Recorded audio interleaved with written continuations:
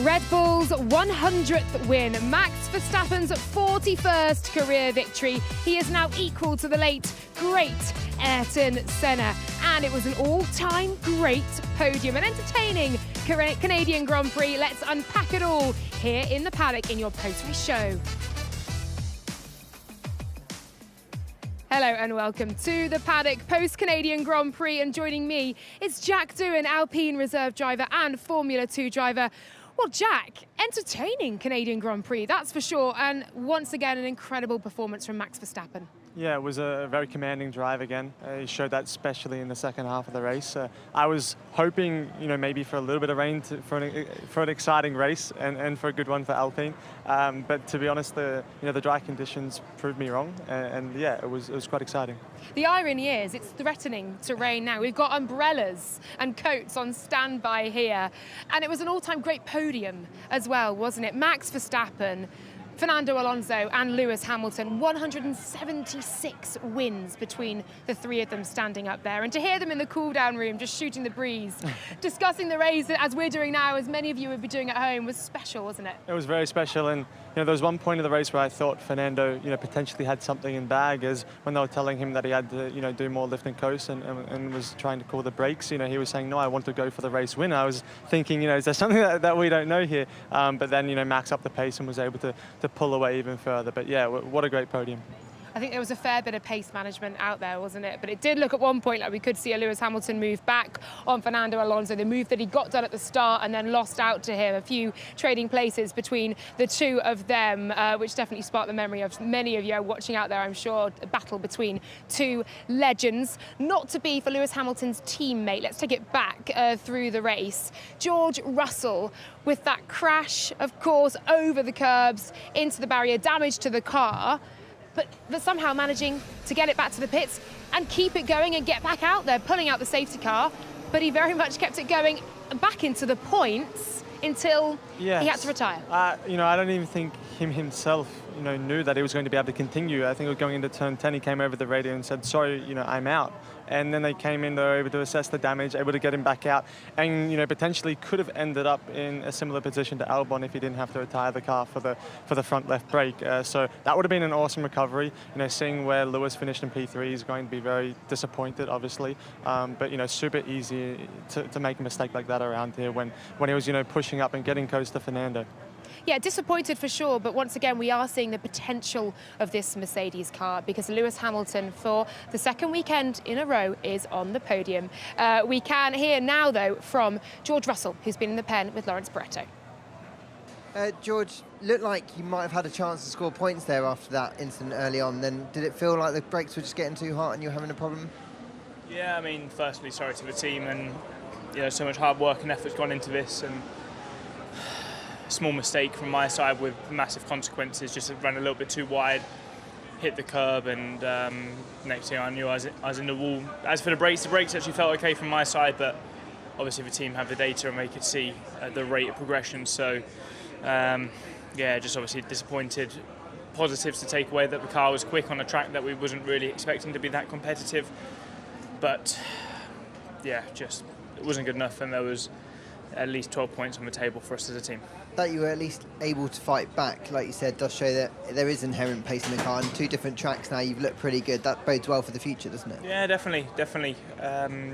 Looking ahead to the future races, but as I said, just disappointed with how this race panned out.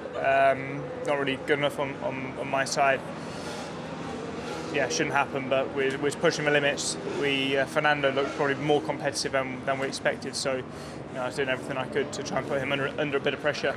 As I said, it was a small mistake but had big consequences. Have that, thank you.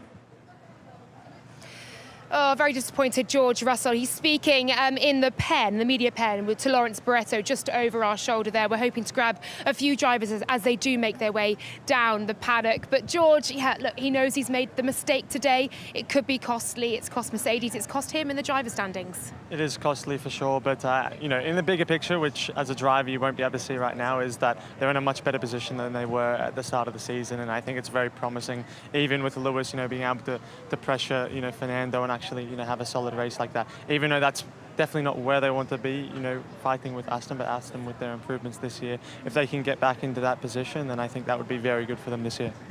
Now, some drivers who started P10 and P11 today after a pretty bad day all round in qualifying yesterday. Carlos Sainz and Charles Leclerc of Ferrari. I think so often we talk where the strategy does not quite go Ferrari's way. Today, I'm very glad to be able to say it did go their way. They made the one stop work. Amidst the two stop, they started on that medium, and in a car that has had issues, well publicised issues with tyre management, they managed to make that medium stint stick, and they got themselves up to P4 and P5. And I think it was very quiet. They really went under the radar. There wasn't too much emphasis on their progress and going forward, but with Carlos's penalty, it put him, back side by side with Charles, and they quietly made their way to the front, especially staying out after that first safety car. Then they had, strong track position. With Esteban, we were, trying to stay in front of the Ferraris, but with them having that track position, being clear, especially for Esteban being stuck behind Magnussen and Bottas as well, it didn't really help our case, and they were able to just get that pace advantage and extend the stint, which helped them definitely. Well, hopefully they're both very happy. We are hoping to speak to at least one of their drivers. For now, though, we will hear from Charles Leclerc in the pen. Hey, Charles, considering where you started today, is P4 a reasonable result for you guys? Yeah, I think we couldn't have done anything better. The feeling was good, the pace was quite good, so on that I'm happy. Yeah, again, starting from that far behind, that was the best we could do today. Did you have a good chat with the team last night as well after what happened in qualifying? Yeah. I mean, we didn't spend too much time on it because we still had a race to do, which we did now, and today we should be happy. We must be happy about our performance because it's a good performance. The feeling with the car was great. We did a good strategy. I mean, all in all, it was a great management of the race, and that is very positive. Now from tomorrow we will regroup and obviously analyze the weekend as a whole and try to understand what we can do better for the future. Yeah, tyre management in particular, it looked like you could push the compounds. The fact you could take them medium so long is something you probably didn't think you'd be able to do in other races gone by, so that must be encouraging. Yeah, it is definitely encouraging. Again, the feeling with the car, I was really happy, so that is good. Tyre management was good, so it's a positive Sunday. Great stuff, thank you. There we go. Great to hear from Charles Leclerc in the pen then. And as we were saying, Ferrari, every reason to be happy. They've done absolutely all they possibly can today from the position they found themselves in. Yeah, it was a great result by Charles as well. I think Sainz would be even more disappointed knowing where he potentially maybe could have finished. I don't think they could have finished higher than fourth, but potentially Carlos might have been in front of Charles, and maybe that would have made him a little bit more happy. But for the team, a great result. Yeah, and often we heard on the radio actually Carlos Sainz saying, well, the radio to Charles Leclerc saying Carlos Sainz will not attack. This is how the positions are staying. It was teamwork over individual driver ambition today. A little bit, and I think even before that message came, Carlos was hinting to the team that he has a little bit more pace in hand. He was. Potentially, obviously hinting, can I please get past? I have more pace to go forward, but I think they found themselves in a position where they didn't want to, cause any disruption to how the race was already going, and in the end, it seemed like it was the best case scenario.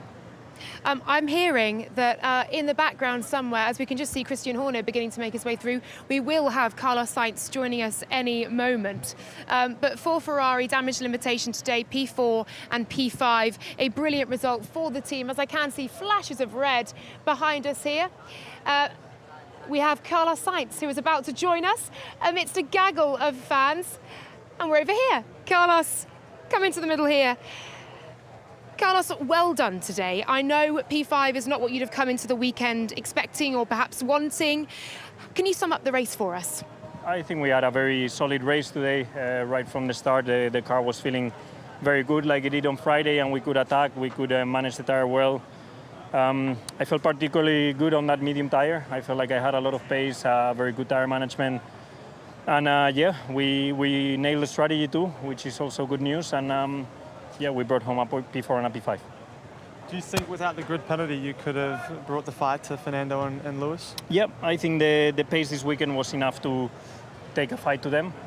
Whether to beat them or not, then it depends completely on how the race plans out with the strategy and the start and everything. But at least today, in terms of pace, it does look like we definitely had some good race pace, and yeah, I think it's coming also from track characteristic. I knew that in Barcelona we were going to struggle, and we struggled. I knew that here we were going to be better, and we were better.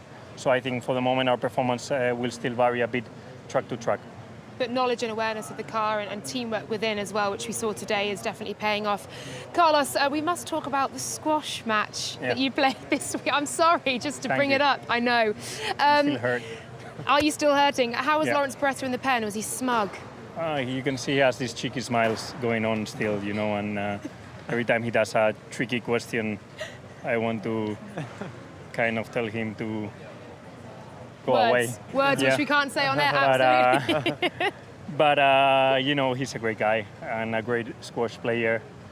I have to say, a great athlete, a great, probably a greatest. What did I need to say I on the know, media? this is, Because we I need want to to say get the Instagram what video. was the bet? I need to say, great athlete and the best journalist in terms of sports in the paddock. So I want to seriously congratulate him here for the win. But I want the revenge. Oh, you want revenge? We'll have a rematch. We'll organise it. Give me 2-3 months and he's dead meat. Oh, I love the fighting talk. And look, you were 2 spots away from a podium, which would have been brilliant for you, but also brilliant because you could have thrown him in the rowing I know, lake. that's why I'm not happy about today. I can give you permission, I think, to do it anyway. You give me permission, then Go for it. you're the boss, so Yeah, okay, right. perfect. I'll take that. Carlos, look, Austria next. You say you know where the car is going to be good, you know where it's going to be bad. What are you expecting from Austria? Hopefully better than Barcelona. Hopefully at the level of Canada or a bit better. But it is a track that we should struggle a bit more unless we find some things to make the car better in the high speed, which we're trying. We're pushing flat out. We have still 2 weeks to think about it and to try and see what we can do. So I'm also positive that it will not be as bad as where was Barcelona. A sprint weekend as well. 2, yeah, actually. Good Yeah. point. Yeah, More so chance of points. we need to nail the car setup from FP and be on top of it. Yeah, another complicated weekend ahead. But good Yeah. luck to you and well done today. Great Thank you. strategy, great Thank you. teamwork. Thank you very much, Carlos Sainz. Commiserations on the squash match. We'll arrange the rematch.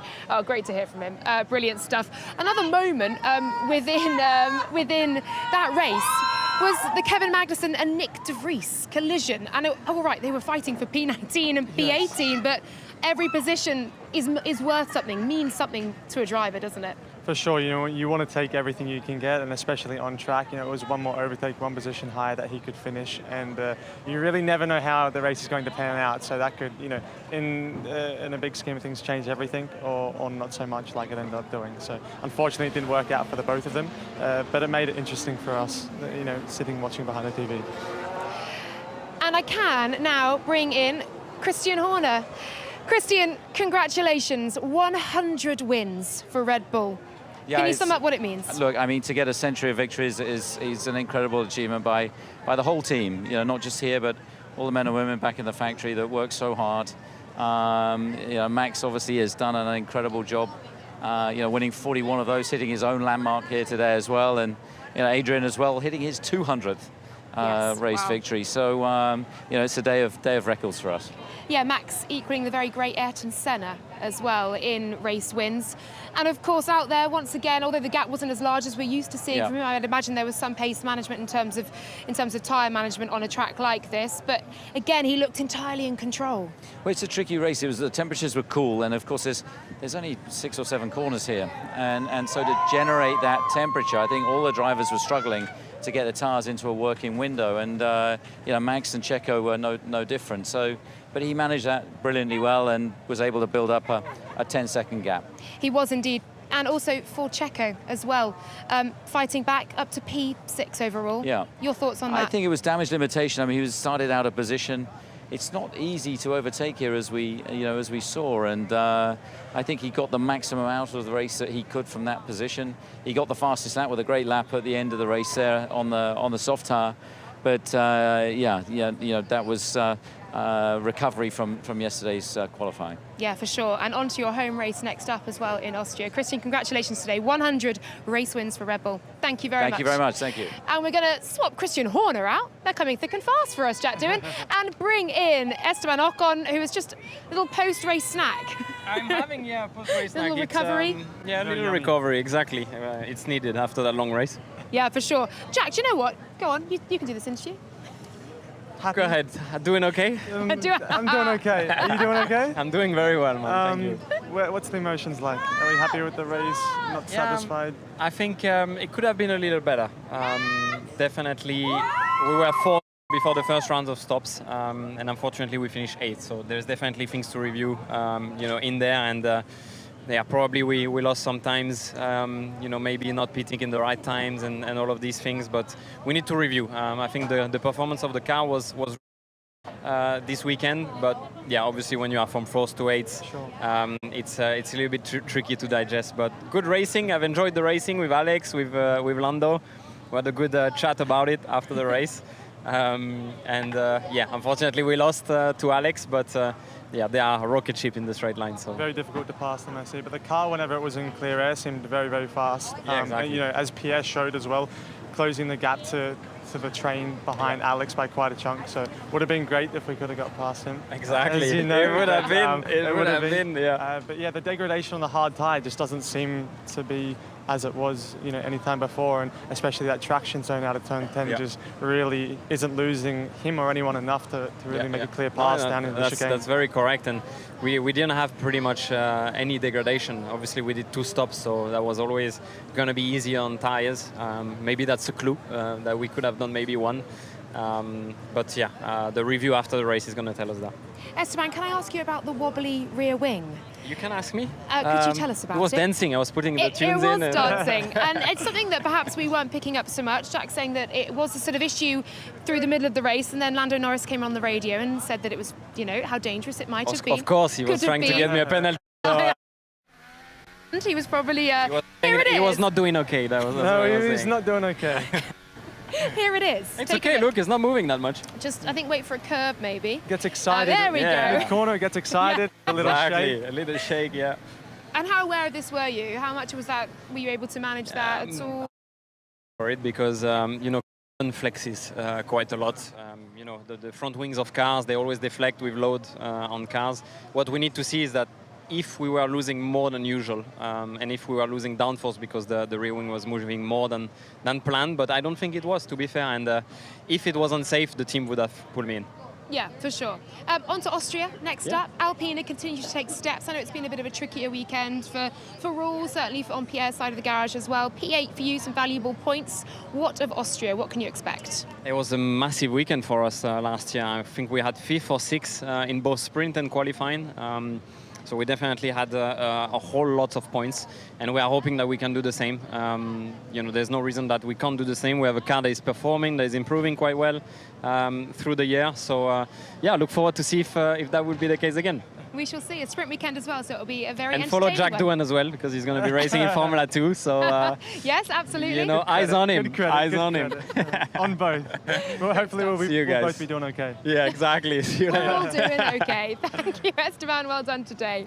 Oh, great stuff. Okay, we're going to head to the studio now. Sam's going to take a closer look at Estaban Ocon's wobbly rear wing. I'm not the only person, along with Lando Norris, who's been taking a look at the rear end of Esteban Ocon's Alpine. We just saw the clip there with this rear wing bouncing around. It's actually quite interesting when the DRS opens. You can see the wobble stops as the forces on the wing reduce. But as soon as the DRS shuts, wobble, wobble. It's going wobble, wobble all the way around the lap, and it was doing it for some time. Now, race control has taken note, probably in reaction to Lando Norris's comments, of this wobble, wobble, because what Lando Norris was worried about was that wing was going to go wobble, wobble, snap, and that would have been running a car in unsafe conditions. Cast your minds back to late last season, where the Alpine team were the subject of a protest from the Haas F1 team. Haas said that one race that Alpine were running their car with loose parts on it after Fernando Alonso hit that wall after that moment with Lance Stroll going down the backstretch in Austin. Haas won that protest because Alpine were deemed to have been running a car in an unsafe condition, and they were hit with what amounted to being a 30-second penalty, a 10-second stop-and-go penalty.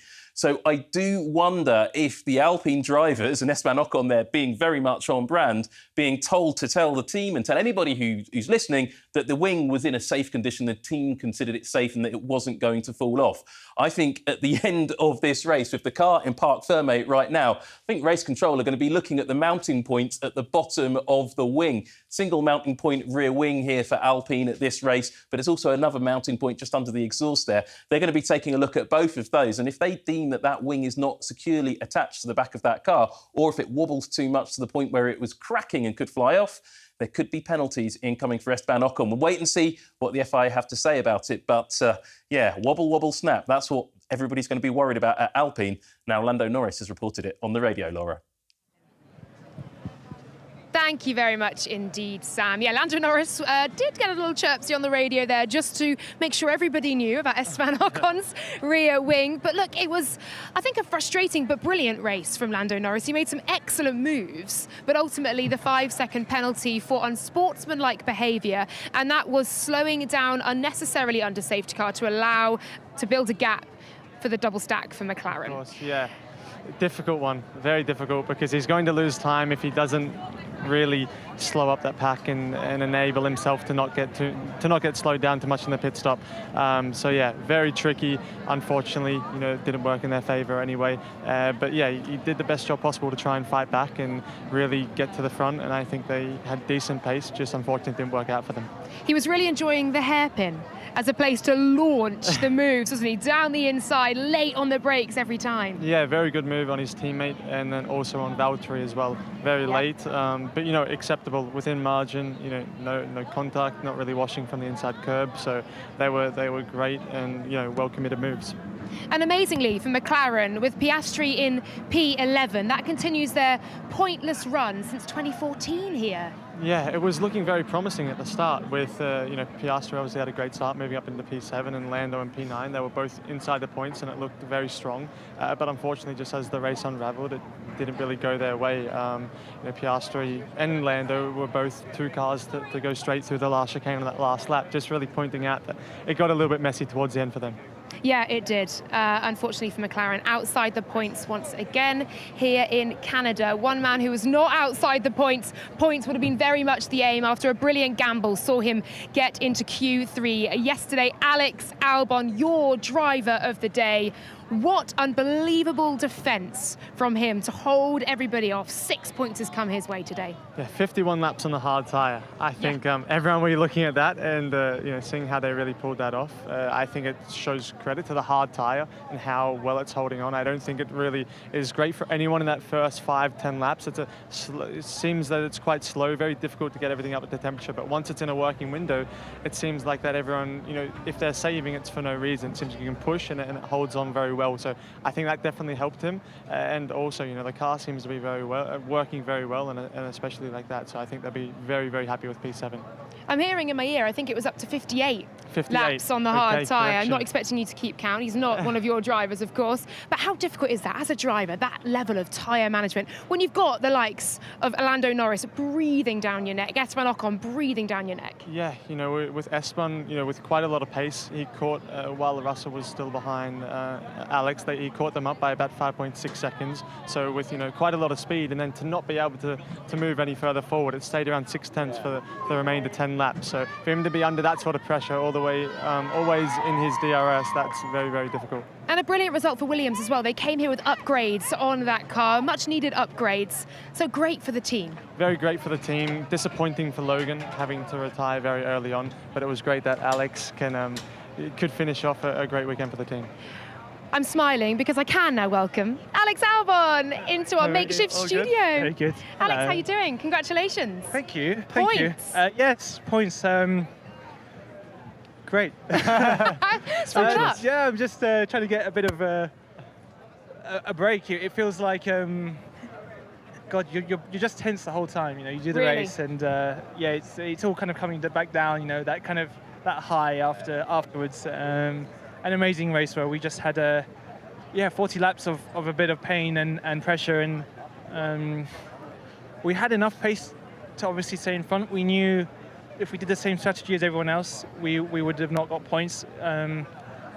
I would say on a lap time basis, our strategy was not optimal. The quickest was the two-stop, but we also thought, well, I think the team definitely thought, stick me out there, as they always do. They like to just put me out in front and stay in front and defend for the whole race.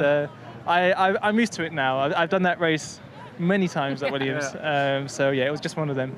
The classic Albon defence is what they called it. You were saying there that you're just kind of coming to terms with it in a sense, that you can physically see you're actually beginning to relax after it, of how tense it was. And we heard your roar of relief, of excitement, of happiness at the end as well. It's very cringy. Don't listen to the radio. No, that's the whole point of this. We love it. We love that kind of reaction. Yeah. No, it was great because, how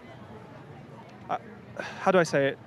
A few weeks ago, after Barcelona, we were in a position where we were very, very part limited. I had an off in qualifying. Logan had an off in FP3.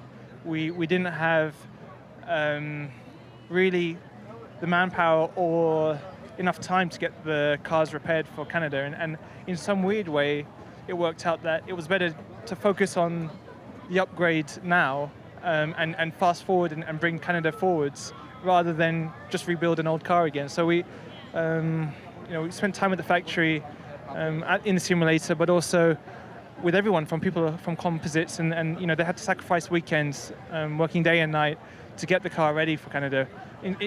We had a new PU. It was almost a bit of pressure. It felt like, my God, we're putting all our eggs into this race. And I thought, wow, okay, we got to try and score points if we can.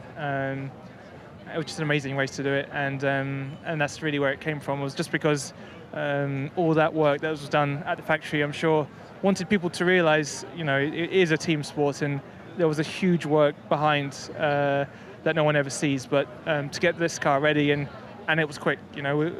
I say, you can say what you want, but at the end of the day, the reason why we could do the one-stop was because we had the pace to do it in some ways. We were catching the McLarens before they stopped, and before that even happened, I thought, you know what, I'm quicker than these cars. I'm gonna finish behind them. And I hate races where you have more pace and you actually finish behind the cars. So all good, yeah. All good. A bit of a rant there, but yes. No, we love it. That's why you're on the show. Driver of the day, Alex as well. I know, that's not what you're in it for, but that must be a nice accolade to know that everyone is recognising the 58 laps on that hard tyre was worth it. I'll say a few years ago, I would get them because I qualified badly, and I would go through the field. It was nice to have a great Saturday and still a good Sunday. It was a good race, and now I'm going to take a nice warm bath.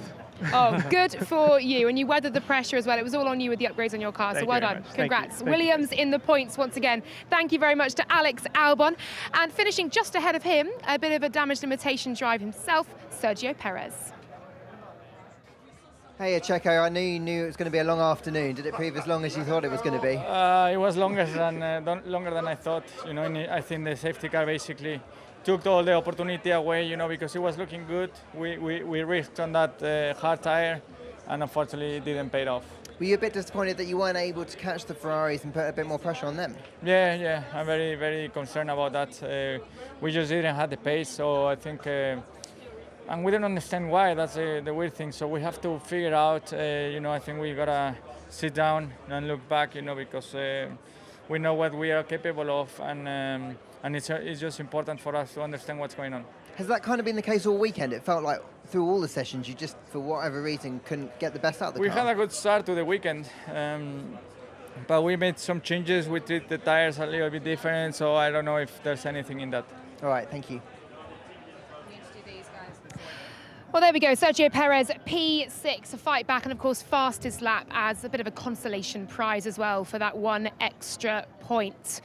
Well, while his teammate had to retire from the race due to brake issues, Lewis Hamilton found himself on the podium. And it was a daring move right off the line, wasn't it, to get Fernando Alonso his start reaction time quicker. Yeah, I think that was very important. Right-hand side, questionably not as good as the left-hand side, just from the natural racing line that they're taking from turn 1 into turn 2. Whether that was the play for it, I don't really know, but it worked in their favour, so I'm sure they're happy. Yeah, I'm sure they are. A podium once again for Mercedes after that double podium in Spain. Lewis Hamilton finds himself on one of the all-time great podiums here in Canada, and we can hear from him now. Hey Lewis, yesterday you were saying you were hoping to get a battle with Fernando. You did, it just didn't quite work out in your favour today. Yeah, I was able to get him at the start, but I just didn't put up much of a fight at the end. I mean, he was going to pass me one way or another. The pace-wise, he was so much faster. I think at the time, probably close to half a second faster than me. So I just started to just look after the car and try and make sure I brought back as many points as possible. I know that you haven't got the pace then to fight Aston or Red Bull at the minute, but does it feel like you guys are making progress and you are getting a little bit closer? Yeah, definitely. We didn't make progress this weekend because we've not brought upgrades, but in general we've taken that step, and for us to be on the podium 2 races in a row is fantastic. We just got to keep chipping away at it, keep up with this consistency, and then I need a lump of performance added to the car, so that's what I'm asking for. Great stuff. Thank you very much. Thank you. Consistency will be key then for Lewis Hamilton and Mercedes looking ahead to the next few races as these upgrades truly begin to bed in. And of course, building up to Silverstone, their home race, certainly for Lewis Hamilton and George Russell, and indeed for Aston Martin. And Mike Krack joins me now. Mike, congratulations. P2, back on the podium once again for Fernando Alonso. And he seemed to have to really nurse the car in certain areas, lift and coast with various issues, but you got the job done. Sum it up. Thank you very much. Yeah, P2 and P9. Let's not forget, both cars need the points. Our home race was very important that we get both cars first in the finish and then into the points. So very good. Yeah, at the end I think we cruised it home when we saw at one point there was no point of going to challenge Max, and then we decided it is better to nurse the car home. And so I guess ensure that you kept Lewis Hamilton behind you, because he did get Fernando Alonso off the start, and then it was a good move to get him back again. A good battle for us all to watch. Yeah, not only for you. We are fans as well, you know. Yeah. So we enjoy these moments as well. I think it's great, you know, two champions like that. Yeah. This was not our best start of the year, I think. Then we were lucky there also with George that we didn't get past, but then. Then the race settled. Yeah, here this was an issue that was a little bit dangerous, I think. But I think we got away with it. And then, fantastic move from Fernando to get past and then bring the car home in second. When Fernando came over the radio, in response to his engineer saying that they had to increase the lift and coast and saying that he wants to go for the win, was there more pace in hand? Do you think that was possible? I think there was more pace in hand. But in Canada, you know, it's very hard on the car. At one point we thought we had an issue with the fuel system, which we wanted to be careful and be precautionary. At the end, we saw we didn't materialize, and then you know it's something that. Lift and coasting is normally not costing that much lap time, to be honest. But I think we could have been a little bit faster. I do not think that it would have been enough to challenge Max. Okay. And this was a race that was truly battled right to the line, certainly in the case of Lance Stroll, with that absolute lunge past Valtteri Bottas. 400ths he snuck into P9. Brilliant result.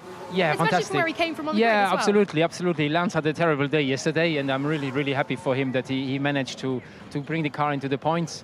I think if we had managed to have him a bit more out of traffic, more would have even been possible with Alex holding up a bit the field. But this is how it goes in the midfield. You know, it's difficult to pass. It's difficult in the DRS trains. I think it's not only Lance who was stuck there a bit. George was as well in there. So. You have to be patient, you know, and then see how the strategy plays out at the end. In our case now, it played out well. Really happy that from 16 to 9 is not a bad result. Yeah, a DRS train can certainly be in full swing out there here in Canada, can't it? Upgrades then, up on the car here. Obviously limited learning over the course of the weekend. How much have you managed to learn from the race here in terms of the gains, in terms of the performance, the pace that you can take into a weekend such as Austria, a sprint weekend at that? Yeah, I mean, we were fortunate that at least the Friday Friday we had a bit of dry running, so we could confirm that everything was working as intended. But it was a difficult session on Friday with the weather, with the wind, with the interruptions and all that. So you don't really know where you are compared to others. I think it was the Friday where we were the least sure where we were standing compared to others. I think we can safely say that everything is okay. From today, everything works as expected, and I'm quite happy because a lot of people wrote us a bit off after Barcelona, that we could not keep up with the big teams and all that. So I think it was a nice showing that we can. Great stuff. Going forward into Austria, Barcelona not seeming to be as strong as other circuits. How do you think the car and you guys as a team will perform there? Yeah, I think we need to, first of all, we need to see who does what with his car from now till there, and then the next thing is a completely different circuit, higher downforce than here. So I think it's important we do our homework well. Sprint weekend means you must not do any mistakes because you're on the back foot all the weekend, so you have to keep it clean. I think the battle between these 4 teams will continue. Red Bull having an edge, and then between the other 3, I think it will be who has the best, which car suits maybe the best in the current development state. Great stuff. Thank you very much indeed. You. Congratulations, P2 Thank you very much. and P9, double points for Aston Martin here. Thank you, Mike. Thank you. Brilliant. Well, we've heard from the team principal. Let's now hear from the driver in P2 today, Fernando Alonso. Hey Fernando, congratulations, back on the podium, great race, great battle at Lewis, you must be delighted. Yeah, absolutely. I think it was a super day for us. The car felt good, competitive. We lost a place at the start, but then we were able to overtake Lewis, and at the end, when we thought that the race was a little bit over and secure, Lewis was very fast and putting out of pressure on us, so it was at the end 70 laps of qualifying, so I really love it. I loved hearing that message when you said to your engineer, I want to win this race. Did you feel at some point that you could really keep pushing and put some pressure on Max? Yes, because it's already too many times that we are just hoping for something happening to Red Bull, which it never does, and we need to win it on merit, and we need to put some pressure on them, maybe forcing an error, but they were fast, and at one point, we had to give up on Max and concentrate on Lewis because he was fast as well. But you're getting there, aren't you, catching those Red Bulls? It looks like the gap's closing. I think this was our most competitive race for sure of the year. Only 7 seconds from Max, and we were matching the lap times most of the race. So I'm very happy with the car, with the upgrades that we brought here. So more chances will come. Great stuff. Congrats. Thanks. Another podium for Fernando Alonso. Brilliant to see Aston Martin continuing to stay up there, but still behind just Mercedes in the constructor standings. That could be a battle that rumbles on until the very end of the season. The team, and indeed the driver, though, who are at the very top of those standings, seemingly with a lead that appears almost insurmountable at the moment, Red Bull and Max Verstappen. Jack, as a driver, as a Formula 2 driver, as a reserve driver, as a driver obviously looking to make your way into Formula 1, Esteban Ocon backing you to do so. When you look at a driver like Max Verstappen, who is in seemingly the form of his life and getting better and better almost every weekend, how do you see him? How do you see him as a driver?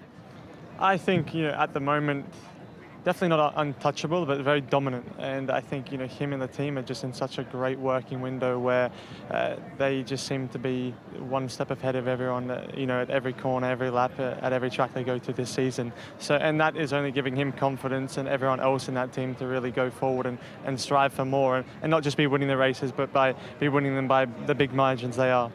And not making mistakes either. That kind of pressure, living and driving and performing in that pressure cooker, the pressure cooker of Formula 1, not to make mistakes. How hard do you have to work to ensure you hit that level every weekend? Yeah, tremendously, but also I think it was 15 laps from the end of the race. Max had got the advantage out to the 6 or 7 seconds, and he came over the radio and said that he almost knocked himself out over the curbs through turn 7 and 8. So yeah, that was close as well. A little bit too much entry, a little bit too much inside curb into 7. Got bottomed out over the sausage curb through 8, and any more of that could have sent him into the wall and would have opened up the race completely. So imagine it's almost a different circumstance of staying concentrated when you have such a comfortable lead as well. Yeah, that's a very, very good point. Oh, well, we can now hear from our 2-time world champion, who perhaps has just one hand on this year's title, this year's trophy as well. Let's hear from Max Verstappen. Hey Max, congratulations, epic drive out there, and 100th win for Red Bull, you must be delighted. Yeah, I think overall, of course, it was a great day again. It was not the easiest day because it was hard to keep the tire temperature. especially on the hard tire. So that was maybe not the best stint, but we kept the gap, and we just managed that stint on the hard, and then we switched back to the medium, which I think was a little bit better for me. But not the easiest day. I think normally we are very strong on tire deck, and here it's actually the opposite. I think today you probably would have wanted a car which was maybe a bit harder on the tires to switch them on, but nevertheless we still won, and that's what counts. And it does feel like the field's closing up, right? So you haven't got it easy, have you? No, like I said, I think today is also not our strength. It didn't play to our strength, so yeah, we take it. I mean, it's probably not very representative what happened today for most of the tracks, but people are pushing, we are pushing, and you have better races, and some races they are a bit more difficult. And it's quite some run, 6 wins out of 8. Are you just surprised at how good it's going? It's going really well, but it's still a very long way to go as well, and I know that, so we just keep focusing race by race. Great stuff, thank you. Thanks. Focusing race by race, and the next one is a home race for Red Bull, and he's just matched the record of Ayrton Senna. It doesn't get much better for Max Verstappen at the moment. No, then they have quite a good record in Austria as well. I think Max very enjoys the circuit. It's ultra high speed. It's very on the limit. As a driver, somewhere where we enjoy very much. I got a short taste of it last week in the F1 car, and it's 10 times better than any junior single-seater around there. So I'm sure that we're going into there wanting to continue this form. Well, Jack, we're almost at the end of the show. Thank you so much for joining me. Just your thoughts then, sum it up on what has been a pretty wild weekend, to be honest. Very wild weekend. It hasn't been smooth sailing, I think, for anyone, especially qualifying. Conditions changing all the time. And then today, luckily only with one incident with George, and not too much that could upset a true race. But yeah, seems good, and I'll be looking forward to seeing how the sprint races play out in Austria. Yeah, they're always exciting, aren't they? Another weekend that is an entirely different format for the drivers to get their heads around. We've got through the entire show without me talking about the buzz cut. The buzz cut, so long straights in Austria. So I thought going forward, I didn't want it to be too short. So I wanted to give it a couple of weeks of length to really build in. So I had a little bit of aero through the high speed. But yeah, it's easy. It's always the same, morning or night. I don't know why it is such a big deal, but I'm happy with it. I was quite surprised when I first saw you in the paddock this weekend, I have to say. Yeah, it's a little bit chilly, now, really? And then I was out on the grid in the sun, and it does, I feel the weather a lot with this haircut. But we'll see. Yeah, I can shave it in my hotel room, anywhere, in the car, if I can clean it properly. So it's very easy. Shaving off a couple of tenths then. I hope so. I hope so. That would be great. Brilliant. Yes, but thank you very much for having me. No, thank you, and best of luck in Austria as well. Thank you so much. Formula really 2 back then. Formula One Academy is also back next weekend as well. They'll be racing in Zandvoort, and don't forget to update and take note of your points so far in F1 Fantasy as well. I'm going to go check out how my team did. I put Ferrari actually in my team, and I think they'd have done quite well today. Quite better than expected. I think so. Thank you very much to Thank you so much. Jack. Let's take a look then at the schedule for our next stop in the Formula One calendar, and that's Austria, and it's a sprint weekend.